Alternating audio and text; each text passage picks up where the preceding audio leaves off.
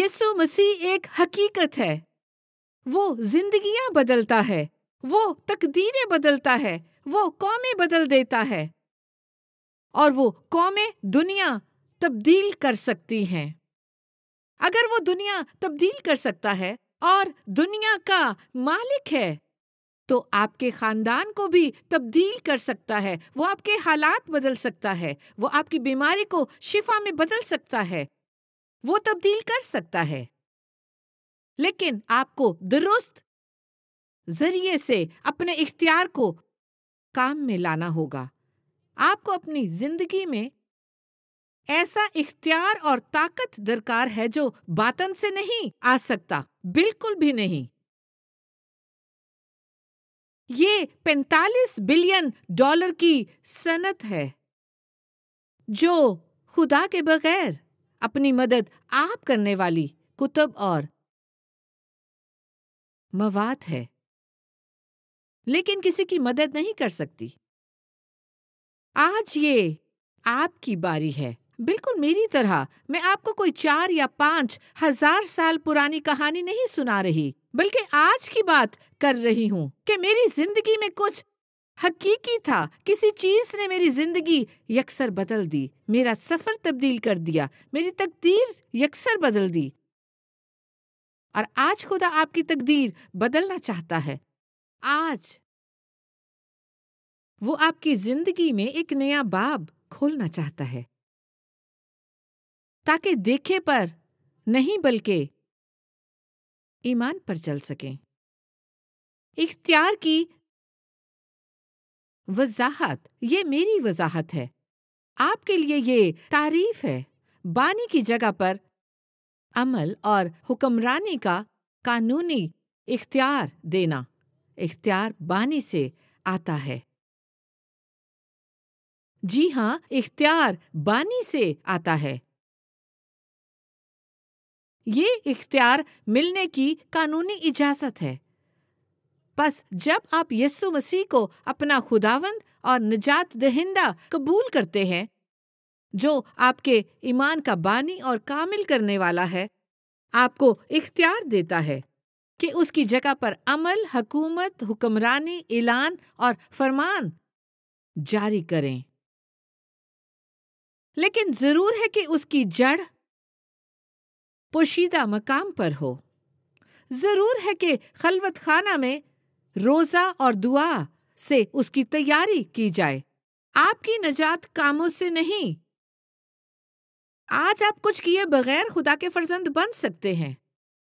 آپ کو روزہ رکھنے کی ضرورت نہیں، آپ کو دعا کرنے کی ضرورت نہیں، آپ کو غریبوں کو کھلانے کی ضرورت نہیں، آپ کو اپنا گھر بیچ کر رقم کسی تنظیم کو دینے کی ضرورت نہیں، ایمان رکھنے اور توبہ کرنے کے علاوہ فرزند خدا بننے کے لیے کچھ اور کرنے کی ضرورت نہیں۔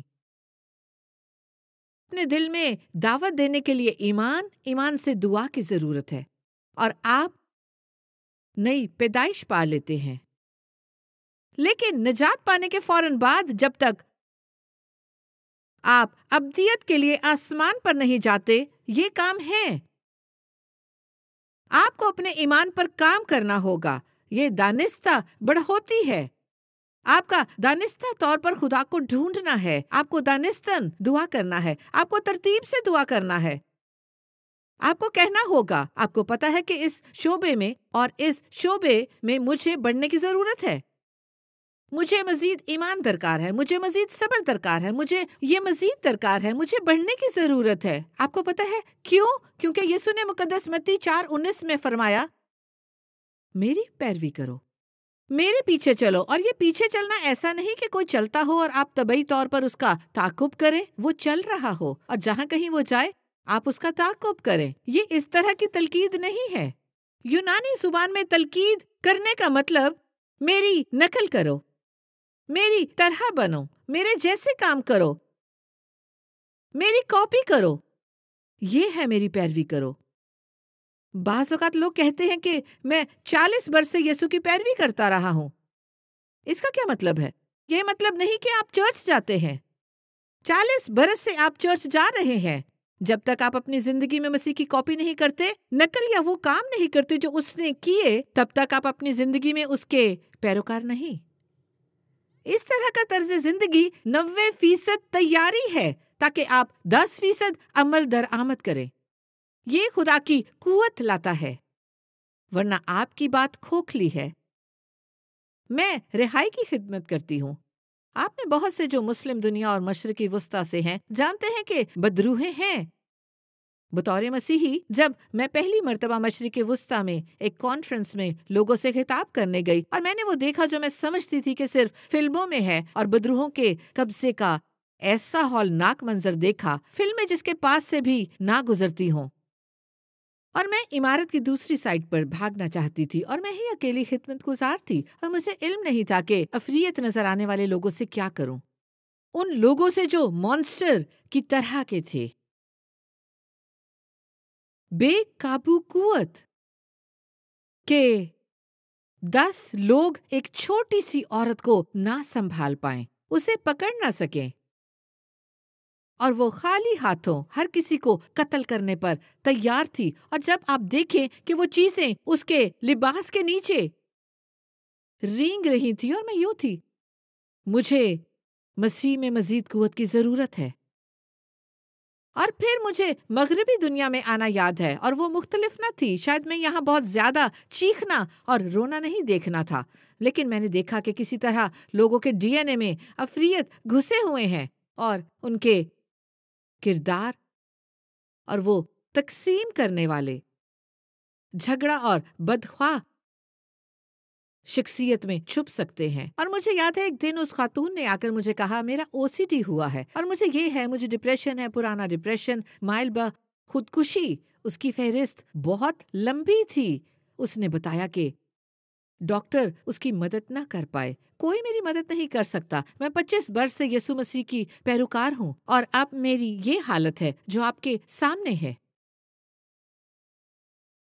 اور میں نے اس سے گفتگو شروع کی کہ اس کے حالات میں کس طرح مسیح میں اختیار کو استعمال کر سکتی ہوں، اگر وہ اجازت دے، اور اگر اس کو کافی شدید خواہش ہو۔ شدید خواہش رہائی کی چابی ہے۔ اور اس نے ماضی میں شاید کہا، اور میں اپنے قوت بخشنے والے مسیح میں سب کچھ کر سکتا ہوں۔ جو مجھ میں ہے وہ اس سے بڑا ہے جو دنیا میں ہے۔ اس نے کہا، اور میں نے کہا کھوکھلا، اور اس کی آنکھیں کھلی رہ گئیں، اور اس نے مجھے دیکھا کیونکہ وہ بائبل کا حوالہ دے رہی تھی، اور میں نے کہا یہ خالی ہے۔ آپ جو کہتی ہیں اس پر ایمان نہیں رکھتی۔ ابلیس کس طرح اس کو مانے گا جب تک یہ آپ کی زندگی میں واقعی نہ ہو، اپنے خلوت خانہ میں۔ یہ آپ کی دوسری فطرت ہے، آپ کا طرز زندگی، آپ کے پاس کوئی قوت نہیں۔ ہوا میں دائیں بائیں روحانی غرور کی بات نہ کریں، اور درستگی سے کام کریں، اور اسے حقیقی بنائیں۔ جی ہاں، اسے بالکل حقیقی بنائیں۔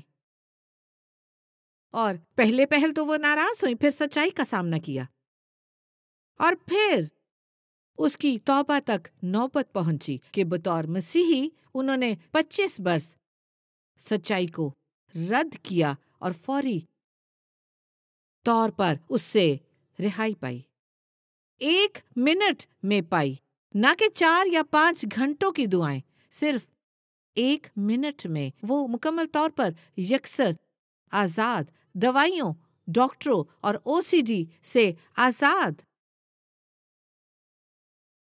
آپ کو پتہ ہے کیوں؟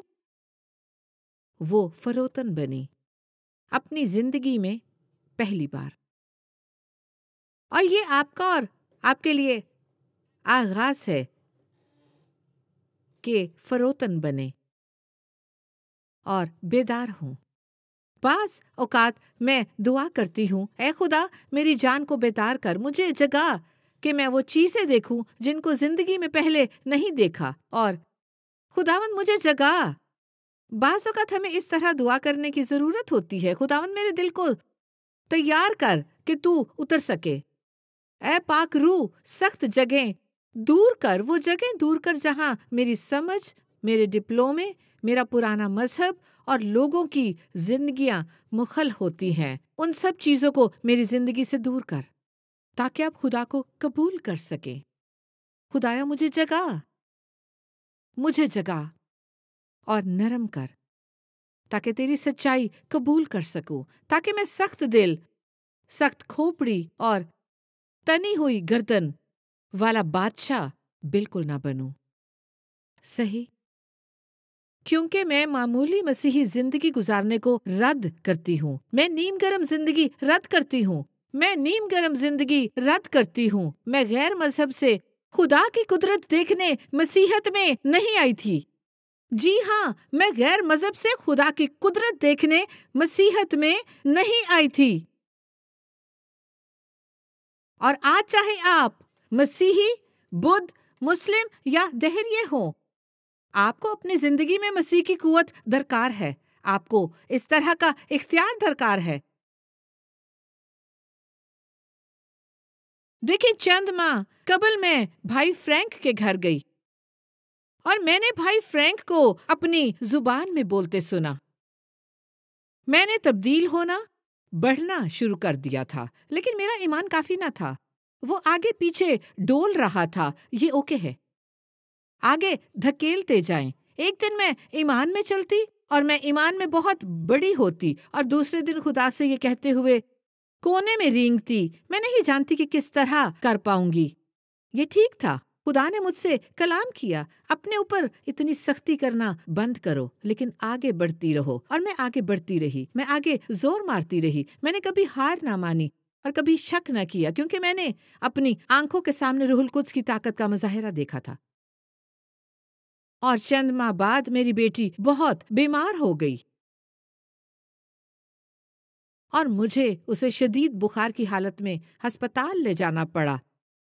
ڈاکٹر نے کہا یہ کوئی وائرس ہے، لیکن جانتے نہ تھے کہ کس طرح کا وائرس ہے۔ وہ بہت دن تک بخار کی وجہ سے بے ہوش رہی اور میں دعا کر رہی تھی۔ میں دعا کر رہی تھی کہ وہ اس کے دماغ کو نقصان نہ پہنچائے۔ وہ بہت سخت تھا۔ ہماری کوئی انشورنس نہ تھی اور میں جدوجہد کر رہی تھی، ایک اکیلی ماں جو اس کے سرہانے بیٹھی رو رہی تھی۔ بعض دن میرا ایمان ہوتا تھا اور دعا کرتی تھی، اور بخار کے بڑھتے جانے سے میرا ایمان جاتا رہتا تھا۔ اور پھر ایک خاندان اپنی بیٹی کو لایا۔ وہ 9 یا 10 برس کی تھی۔ وہ اس کے ساتھ والے بستر پر آئی تھی۔ اس لڑکی کا کیس اس سے بھی بہت بدتر تھا۔ اس لڑکی کے گردے اور جگر فیل ہو چکے تھے۔ فوری پیوند کاری درکار تھی۔ ڈاکٹر نے کہا کہ اگر 2 ہفتوں میں اس کی پیوند کاری نہ ہوئی تو وہ نہیں بچے گی۔ پیوند کاری نہ ہوئی تو وہ نہیں بچے گی۔ وہ بیچاری لڑکی کے ساتھ بہت سی مشینیں لگی تھی اور ان کے پاس پیسے بھی نہ تھے، ان کے پاس انشورنس بھی نہ تھی۔ وہ میاں بیوی صرف اسپینش بول سکتے تھے اور وہ اس کے بستر کے کنارے فرش پر رو رہے تھے۔ یہاں پر ہم 3 والدین تھے۔ ہم بس بیٹھے روتے ہوئے دعا کر رہے تھے۔ بالآخر میں نے بھائی فرینک کو کال کی۔ میں نے کہا، بھائی فرینک، میرے پاس ایمان نہیں، میں یہاں ناکام ہو رہی ہوں، میری بیٹی کے ساتھ ایسا ہو رہا ہے، پلیز کیا آپ اس کے لیے دعا کریں گے؟ کہا کہ میں اس وقت مصروف ہوں، میں 5 گھنٹوں میں اپنی بیوی کے ساتھ وہاں ہوں گا۔ اور 5 گھنٹوں میں وہ ہسپتال میں تھے۔ وہ آئے اور میری بیٹی پر دعا بھی نہ کی، بس بخار کو جانے کا حکم دیا۔ اور دلچسپ بات، ایک انڈین ڈاکٹر، ہندو ڈاکٹر تھا جو دونوں بچوں کا معالج تھا۔ وہ 2 نرسوں کے ساتھ کمرے میں تھا، اور نرس مسیحی تھی اور دوسری مسیحی نہ تھی، کیونکہ میں جانتی تھی کہ وہ ڈاکٹر اور نرس صورتحال کا مذاق بنا رہے تھے۔ اور بھائی فرینک وہاں اپنے آزمودہ ایمان کے ساتھ آئے، بچوں جیسا ایمان، اور کہا، تمہاری بیٹی صبح 9 بجے سے پہلے ہسپتال چھوڑ دے گی۔ اور وہ ہنسنے لگے۔ پھر وہ دوسرے جوڑے کی طرف مڑے اور وہ ڈاکٹر بھائی فرینک اور ان کی بے وقوفی کو دیکھ کر لطف اٹھا رہے تھے۔ وہ ان کو دیکھ کر ہنس رہے تھے۔ میری بات سنیں، جو کام جو ایک روحانی شخص کرتا ہے وہ جسمانی کی نظر میں حماقت ہے۔ آپ کو مقدس یوحنا اسطباغی اور مقدس ایلیا میں کچھ نارمل نظر نہیں آتا تھا، وہ احمق لگتے تھے، وہ اپنے ایمان کی وجہ سے دیوانے لگتے تھے۔ آپ کا ایمان آپ کو ایک دیوانہ بنا دے گا۔ آپ کا کلام لوگوں کو ناگوار گزرے گا۔ وہ یہاں تک کہ ایماندار بھی آپ کا ٹھٹھا اڑائیں گے، وہ آپ پر لیبل لگائیں گے۔ تو کون پرواہ کرے گا؟ جب آپ کسی کو خودکشی سے بچا لیں تو کون پرواہ کرتا ہے؟ تھوڑا عرصہ قبل 3 بچوں کی ماں نے لکھا، آج میں نے خودکشی کا نوٹ لکھا ہے۔ جی ہاں، 3 بچوں کی ماں نے مجھے لکھا کہ آج میں نے خودکشی کا نوٹ لکھا ہے، اور میں اپنی فیس بک پر وہ خودکشی کا نوٹ لگا رہی ہوں۔ اچانک میں نے آپ کی ویڈیو دیکھی، اور 5 منٹ اس ویڈیو کو دیکھنے کے بعد میں نے وہ نوٹ ہٹا لیا، کیونکہ میں نئے سرے سے پیدا ہوئی ہوں، اور میں نے آپ کے ساتھ وہ دعا کی تھی، میں اپنی زندگی میں اب پہلے سے بڑھ کر ایمان رکھتی ہوں۔ کسے پرواہ ہے کہ میں اپنے بیان سے دوسروں کو احمق یا بے وقوف لگتی ہوں، جبکہ میں نے 3 بچوں کی ماں کو خودکشی سے چھین لیا؟ کسے پرواہ ہے؟ اور بس بھائی فرینک نے اس جوڑے کو دیکھا جو بالکل بھی انگلش نہیں بول سکتے تھے۔ وہ نہیں جانتا تھا کہ کیا ہو رہا ہے، اور کہا، میں جگر اور گردوں کو حکم دیتا ہوں کہ اسی وقت ٹھیک ہو جائیں، اسی وقت ٹھیک ہو جائیں، مسیح یسوع کے نام میں۔ انہوں نے صرف یہی کہا، اور وہ جوڑا یوں تھا، وہ نہیں جانتے تھے کہ کیا ہو رہا ہے، اور انہوں نے کہا کہ ان کی بیٹی سے پہلے آپ کی بیٹی اس ہسپتال کو چھوڑ دے گی، اور اس بات کو سننے کے بعد وہ ڈاکٹر اور نرس دونوں ہنس رہے تھے۔ ڈاکٹر نے کہا کہ میں اس کی مزید اجازت نہیں دے سکتا، پلیز، لیکن اگلے دن مرد خدا کی نبوت کے مطابق ٹھیک وقت پر دونوں بچیوں نے اس ہسپتال کو چھوڑ دیا جیسا کہ کہا تھا۔ کیا آپ سوچ سکتے ہیں؟ زمین پر بیٹھے ہوئے اپنی بیٹی کی زندگی کی بھیک مانگتے ہوئے غریب والدین کی خوشی کا تصور کر سکتے ہیں؟ کسے پرواہ تھی کہ فرینک بھائی کیسے لگتے تھے؟ کسے پرواہ ہے؟ انہوں نے میرے ہاتھ چومنا شروع کر دیے۔ انہیں پتا نہیں تھا کہ کیا کریں، اور میں یوں تھی کہ یہ میرا کام نہیں ہے۔ میں انہیں یسوع تک لے جانا چاہتی تھی۔ آج آپ کو کسی چیز کا سامنا ہے، ڈاکٹروں کے لیے ناقابل علاج ہے، کوئی سرجن اس کا آپریشن نہیں کر سکتا، اور اگر کر سکیں تو آپ کے پاس پیسے نہیں۔ آپ وہاں ہیں جہاں کوئی آپ کی مصیبت نہیں دیکھ سکتا۔ شاید آپ بیٹھے یہ براڈ کاسٹ دیکھ رہے ہوں اور آپ کا بدن درد سے بھرا ہو، کیونکہ آپ کے خاوند نے آپ کو مارا ہے۔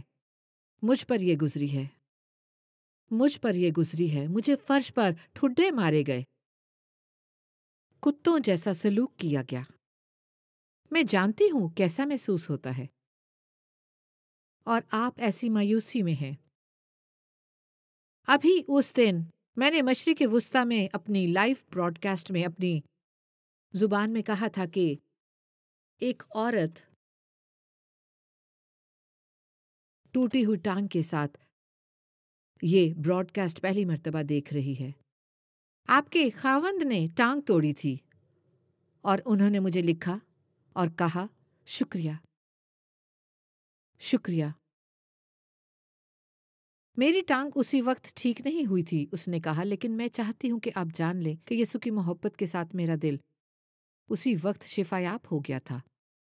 اور اس کے فوراً بعد جب انہوں نے اس کی ٹانگ کے ایکس رے کو دیکھا تو ڈاکٹر اس معجزے کو مان نہ سکے کہ صرف ایک دن میں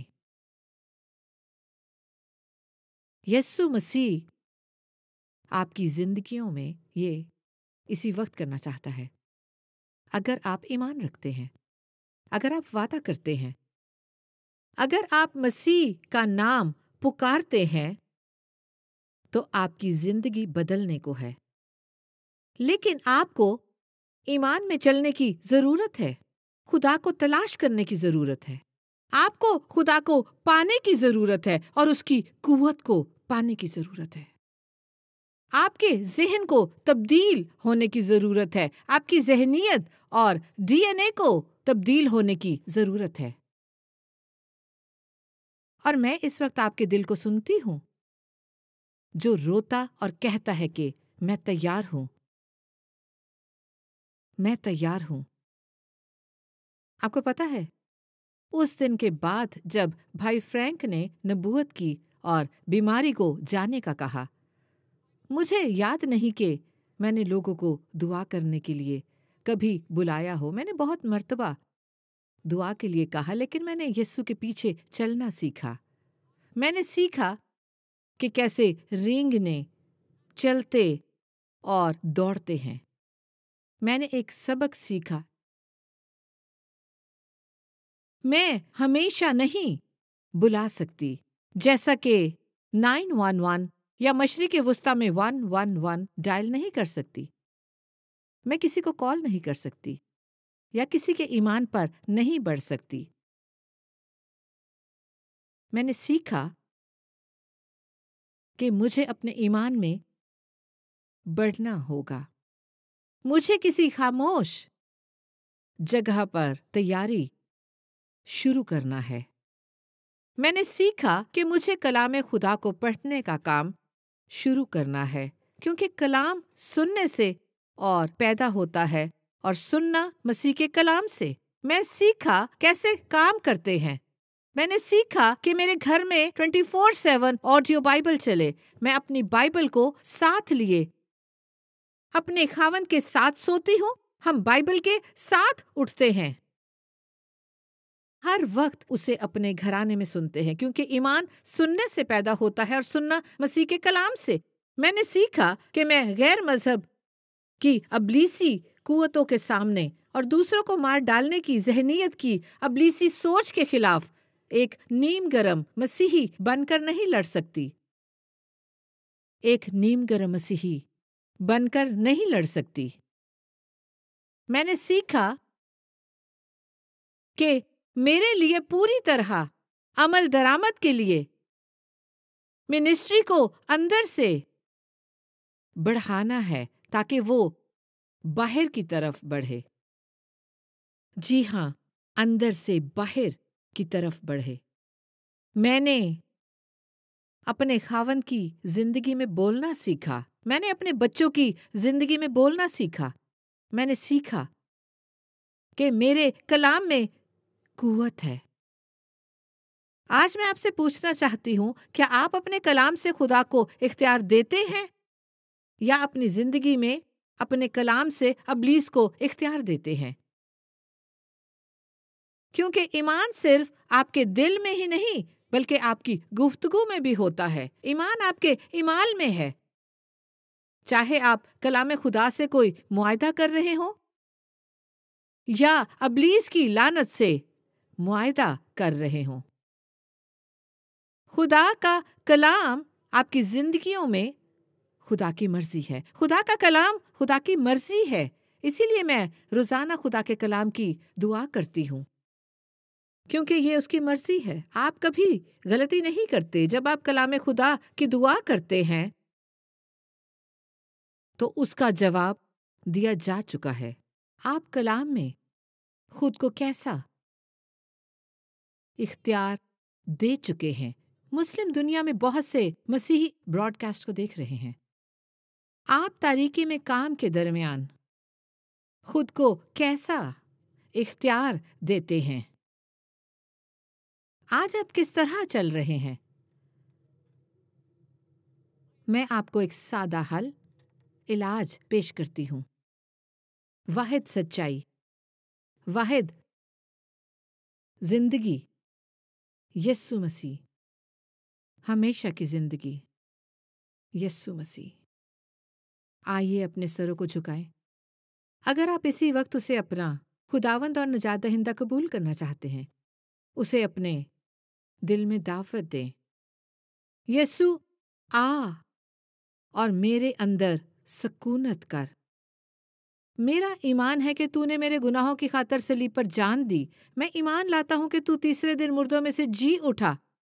آ اور میرے دل میں رہ۔ مجھے ایک نئی زندگی اور نیا دل دے۔ یسوع کے نام میں مانگتی ہوں، اپنے گناہوں کے لیے تیری معافی مانگتی ہوں۔ آمین، آمین۔ ترکی کے کسی مقام پر خدا نے ایک غیر مسیحی خاتون کو دنیا کو تبدیل کرنے کے لیے چنا۔ میں اپنے دیوتا کی بابت جاننا چاہتی تھی، کیونکہ میرے خیال میں اگر مجھے دیوتا مل گیا تو میری دعاؤں کا جواب دے گا اور وہ میرے حالات بالکل بدل سکتا ہے۔ اور پھر میں اس شخص سے ملی، ہماری شادی ہو گئی۔ جبکہ میں نابالغ تھی، ایک اور طرح کی مصیبت شروع ہوئی۔ اس نے میرے گلے پر چھری رکھ دی اور میں فرش پر گری، اپنی زندگی کی بھیک مانگ رہی تھی۔ وہ وقت تھا جب میں نے اسے چھوڑنے کا فیصلہ کیا۔ بس میں آزادی کا خواب دیکھتی تھی۔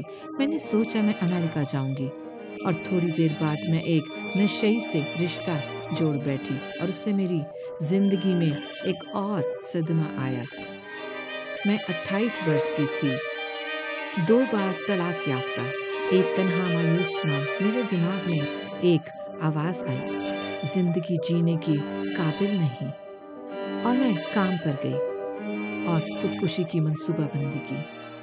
میں باتھ روم میں گئی، میں نے خدا کے سامنے دل کھول دیا اور کہا، تو نے مجھے کیوں چھوڑ دیا ہے؟